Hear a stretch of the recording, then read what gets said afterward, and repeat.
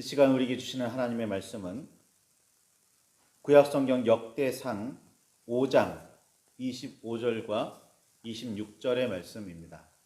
역대상 5장 25절과 26절의 말씀입니다.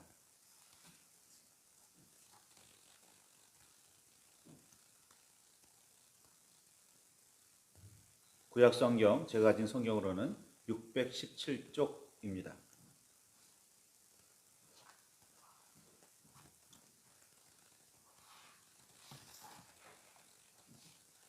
찾으셨으면 우리 함께 말씀을 봉독하시겠습니다. 그들이 그들의 조상들의 하나님께 범죄하여 하나님이 그들 앞에서 멸하신 그 땅 백성의 신들을 간음하듯 섬긴지라. 그러므로 이스라엘 하나님이 아수르 왕 불의 마음을 일으키시며 아수르 왕 디글랏빌레셀의 마음을 일으키심에 곧 르벤과 갓과 므낫세 반 지파를 사로잡아 할라와 하볼과 하라와 고산 강가에 옮긴지라. 그들이 오늘까지 거기에 있으니라. 아멘. 주님 우리의 마음을 여시어 말씀을 깨닫게 하옵소서. 아멘.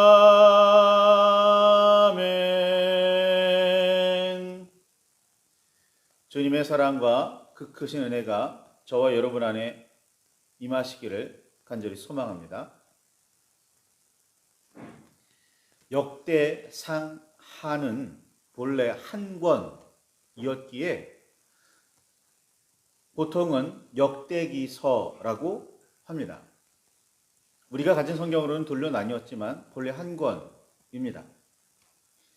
이 책은 아담으로부터 시작하는 족보를 기록하면서 시작하고 있고 그 족보는 복잡한 대로 9장까지 꽤 길게 이어집니다.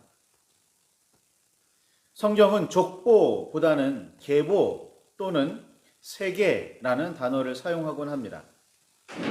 우리가 보통 알지 못하는 이런 단어를 사용하는 이유는 단순히 선조들의 이름을 나열했다기보다 그들의 이야기를 전하고 있기 때문입니다. 선조들의 삶을 되짚어본 기록이 바로 계보 또는 세계, 우리가 흔히 알고 있는 단어로 족보입니다. 역대기서는 조상의 삶을 통해 무언가 배울 요량으로 기록된 책입니다. 여러 가지 이유로 족보를 들추어 보게 되지만 우리는 자신의 뿌리가 궁금해서 살펴보는 경우가 대부분입니다. 어떤 선조가 있었고 그들에게 얽혀있는 재미있고 의미가 있을 법한 이야기를 알고 싶어서입니다. 둘째는 이를 통해 자신이 그 가문 혹은 그 민족에 속한 사람임을 증명하려고 했고, 셋째는 옛 이야기를 통해 무언가 배우고 깨닫기 위해서이며, 넷째로 이에 비추어 자신의 언행에 잘못이나 부족함이 없는지 돌이켜보려고 합니다. 이런 이유로 우리는 역사를 공부합니다. 족보나 역사를 공부하는 일은 단순히 이름들이나 외우고 어떤 사건들이 있었는지를 기억하기 위함이 아닙니다. 시험에서 좋은 성적을 받기 위해서이거나 대회에서 우승해 상을 받기 위함도 아닙니다. 역사 공부의 목적은 오늘을 살아가는 우리 자신의 삶을 돌아보고 반성하여 오늘 우리에게 일어난 사건을 해결할 방법과 실마리를 찾고 더욱 밝은 미래를 향해 나아갈 길을 준비하기 위함입니다. 역대기서는 이런 목적으로 기록되었습니다. 그 수많은 이름을 찬찬히 읽어 내려가다 보면 역대상 3장 17절에 이런 표현이 있습니다. 사로잡혀간 여고냐의 아들들이라는 표현이죠. 여고냐는 여호야김의 아들인데 이는 유다 제19대 왕인 여호야긴의 다른 이름입니다. 이때 남유다, 남왕국 유다는 바벨론의 침략을 받아 여고냐를 비롯하여 예루살렘의 모든 백성과 모든 지도자와 모든 용사 10,000명과 모든 장인과 대장장이가 사로잡혀 갔다고 열왕기하 24장 14절에는 기록하고 있습니다.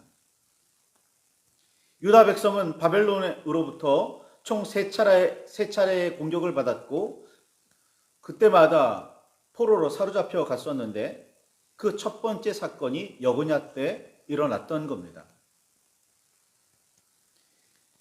그리고 역대상 5장 6절에 보면 그는 르우벤 자손의 지도자로서 아수르 왕 디글랏빌레셀에게 사로잡힌 자라라는 표현도 읽게 됩니다. 이건 여고냐에 대한 기록이 아니라 다른 사람을 향한 기록인데 중요한 건 아수르 왕이 등장하고 아수르 왕이 르우벤 자손을 사로잡아 갔다라는 그런 기록이라는 겁니다. 굳이 유다가 망하기 약 130년 전에 북왕국 이스라엘이 아수르에 의해 멸망하고 백성이 포로로 끌려간 사건을 언급했던 겁니다.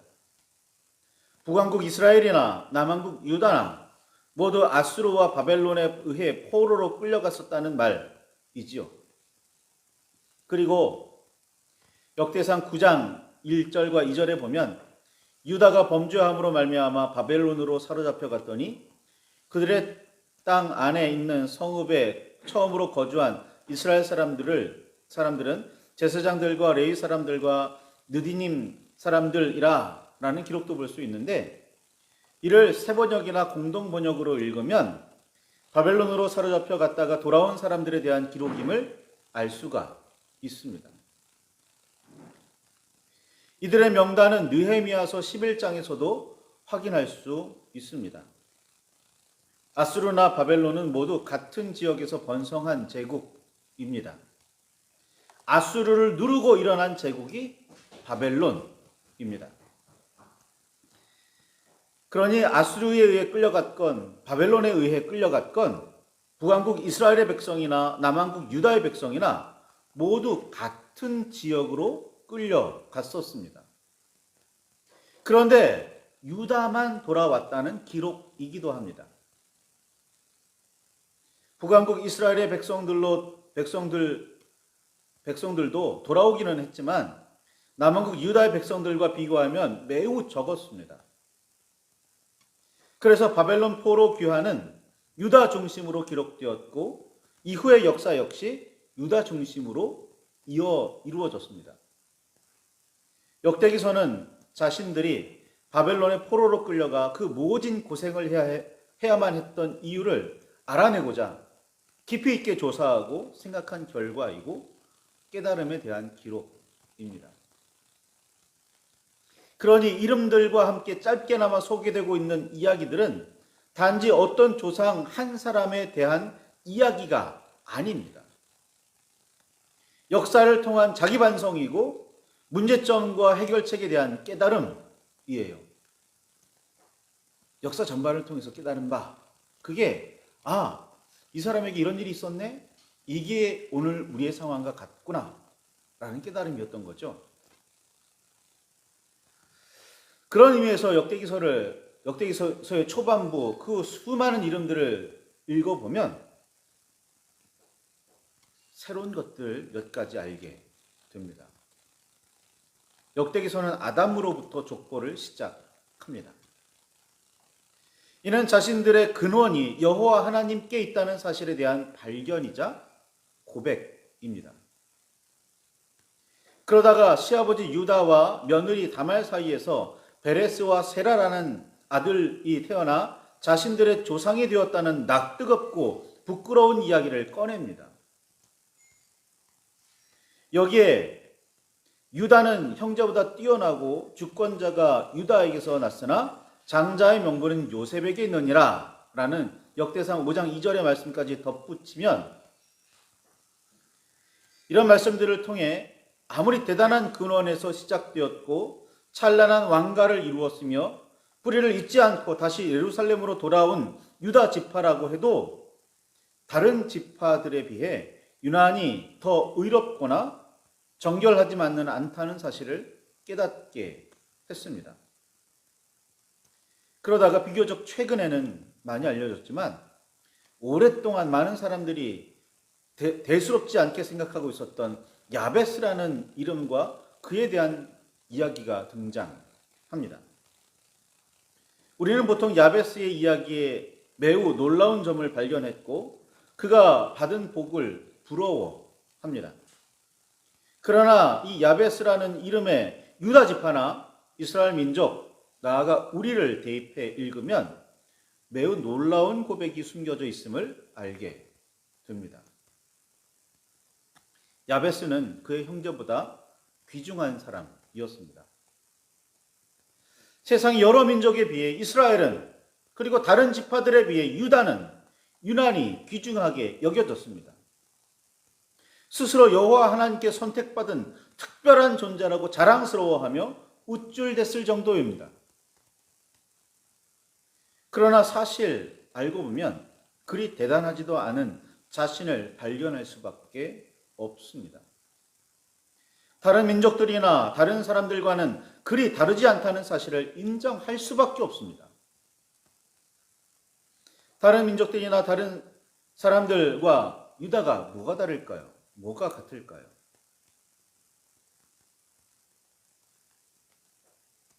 똑같은 죄인들, 여호와 하나님 앞에서 똑같이 죄를 지은 사람들이라는 건 차이가 없습니다. 그들이 나라를 빼앗기고 바벨론 포로로 끌려갔잖아요. 그 이유가 뭐예요?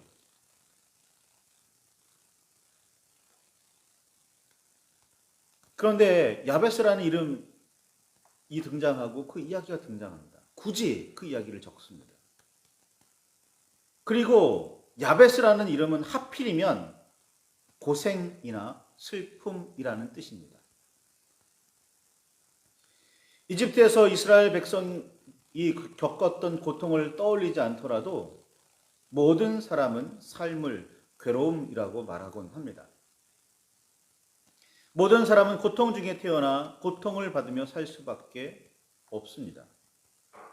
그런데 여호와 하나님께 복 주시기를 구하며 주시려거든 넓은 지역을 차지하게 하시고 주의 손으로 도우셔서 환난을 벗어나 근심이 없기를 기도. 우리 모두도 고통 중에 살아가고 있지 않냐?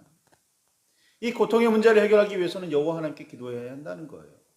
야베스가 복을 받았다. 여호와 하나님가 아니에요. 여호와 하나님께 나아가라는 거예요.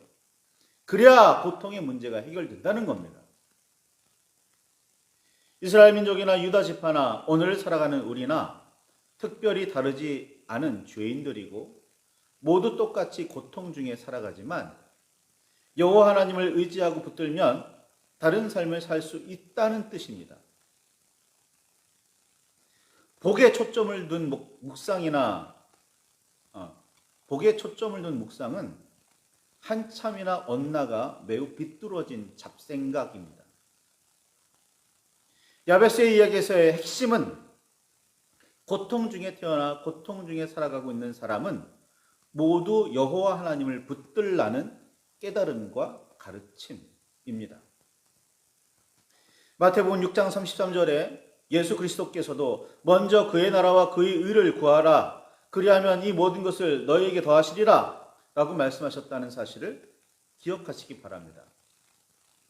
주님의 말씀에서도 초점은 우리에게 더하실 것들이 아니라 먼저 하나님의 나라와 하나님의 의를 구하라는 말씀에 있습니다.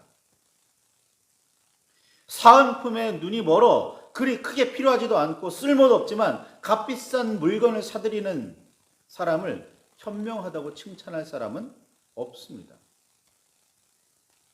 그런데 우리는 이런 주님의 말씀들을 통해서도 겨우 세속적인 복이라는 사은품에 눈독을 들이고 있습니다.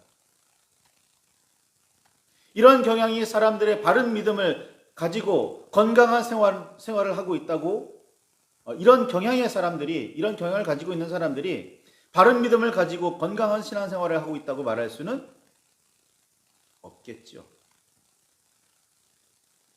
역대기서는 요단강 동쪽에 자리 잡았던 르우벤 자손과 갓 사람과 므낫세 반지파가 적들을 물리치는 이야기도 기록했는데 역대상 5장 18절과 22절에 있는 말씀이죠.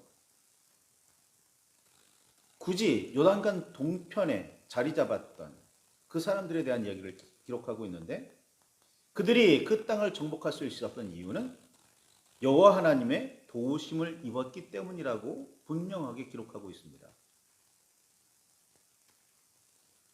여호수아의 지휘를 따라 정복한 요단강 서쪽의 땅 가나안뿐만 아니라 요단강 동쪽의 땅 역시 여호와의 도우심이 있었기에 정복할 수 있었고 그 땅에 정착할 수 있었다는 깨달음입니다.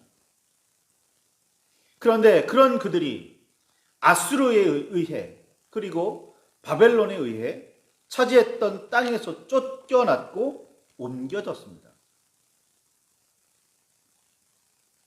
그들의 조상들이 하나님께 범죄하여 하나님이 그들 앞에서 멸하신 그 땅의 백성의 신들을 간음하듯 섬겼기 때문입니다. 오늘 본문의 말씀이죠. 유다라고 다르지 않았습니다. 요단 동편에 살았던 사람들뿐만 아니라 가나안 땅에 살았던 사람들도 마찬가지고, 가나안 땅에 살았던 사람들도 북쪽에 살았던 사람들뿐만 아니라 남쪽에 살았던 사람이라고 크게 다르지 않았다는 겁니다. 유다 지파는 이 사실을 바벨론에서의 포로 생활이라는 엄청난 고통 속에서 깨달았습니다. 역대기서는 조상들이 그리고 자신들이 여호와 하나님 앞에서 얼마나 큰 죄를 저질렀고 저지르고 있는지에 대한 반성입니다. 그 죄악 때문에 바벨론에 의해 나라가 망하고 백성은 포로로 끌려갔었습니다. 백성이 대부분이 포로로 끌려가 70년이나 고생하며 눈물을 흘리고 나서야 문제점이 무엇인지를 겨우 알아냈고 기록으로 남겼습니다. 유다 백성은 자신들의 뿌리인 여호와를 찾았고 하나님의 말씀과 가르침에 주목했습니다. 유다 백성은 70년이나 고생하고 나서야 그걸 깨닫습니다. 여호와를 붙들었을 때는 얼마나 큰 은혜와 복을 누렸는지를 알았고, 하나님을 떠나 말씀과 명령을 따르지 않았을 때에는 어떤 징벌을 받게 되었는지를 배웠습니다. 그러나 문제는 여전히 남아 있습니다. 포로로 끌려갔던 사람들이 유다 지파를 중심으로 해서 예루살렘에 돌아왔다고는 하지만 모두가 돌아오지는 않았습니다. 본문의 말씀은 여전히 아수르와 바벨론 영역이었던 메소포타미아의 할라와 하볼과 하라와 고산 강가에 남아있는 사람들이 있다는 사실을 분명하게 밝혀주고 있습니다. 그들은 돌아갈 생각을 하지 않았습니다. 포로로 끌려간 곳에서 나름 성공한 사람들도 있었는데 그들은 굳이 황폐한 예루살렘으로 돌아가려고 하지 않았습니다. 돌아가지 않았던 사람들의 대표적인 이야기가 에스더서와 다니엘서입니다. 여전히 이방 땅에서 이방의 풍습에 따라 살아가던 사람 중에도 여호와 하나님에 대한 믿음을 굳게 지켰던 사람들도 몇몇 있었지만 대부분은 그렇지 못했습니다. 아니, 굳이 믿음을 지키려고 하지 않았습니다. 그런 삶이 편했기 때문입니다. 99%가 이슬람인데 1%의 기독교인들이 자신의 믿음을 지키고 살아간다? 쉬울까요?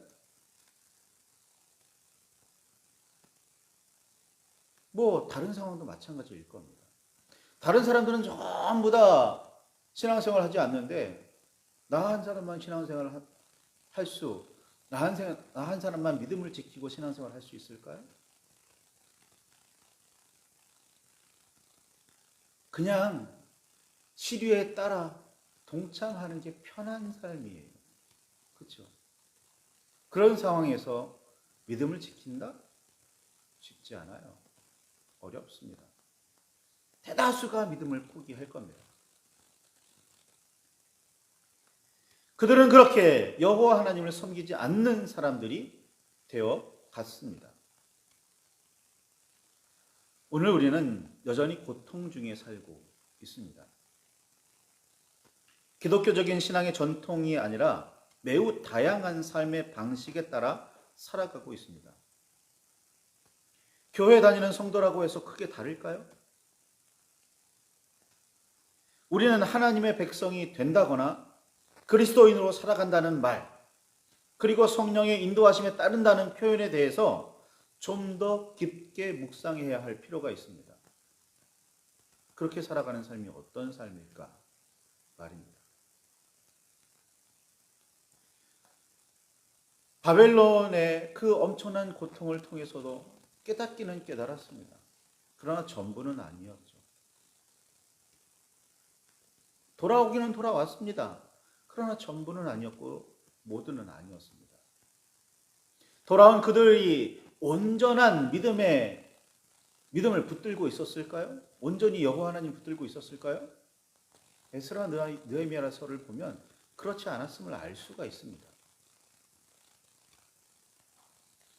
수많은 종교 개혁들, 오늘날에도 개혁이 필요하다고 말하는 이 시대에 우리가 붙들어야 할 것, 우리가 돌아가야 할 것은 어디일까요? 여호와 하나님께 돌아가지 않으면 예루살렘으로 돌아간들 무슨 의미가 있겠습니까? 여호와 하나님의 예수 그리스도의 말씀을 회복하지 않는 이상 개혁을 한들 무슨 의미가 있겠어요? 오늘 말씀을 붙들고 깊이 묵상하시기 바랍니다. 나는 과연 여호와 하나님 앞에 바르게 서 있는가? 나는 과연 그리스도인으로서 예수님의 말씀을 따르고 있는가? 성령의 인도하심과 성령의 역사하심에 따라 정말 골고다 그 언덕까지라도 가고 있는가? 말이죠. 말씀을 붙들고 깊이 묵상하시기 바랍니다. 그리고 기도하시기 바랍니다.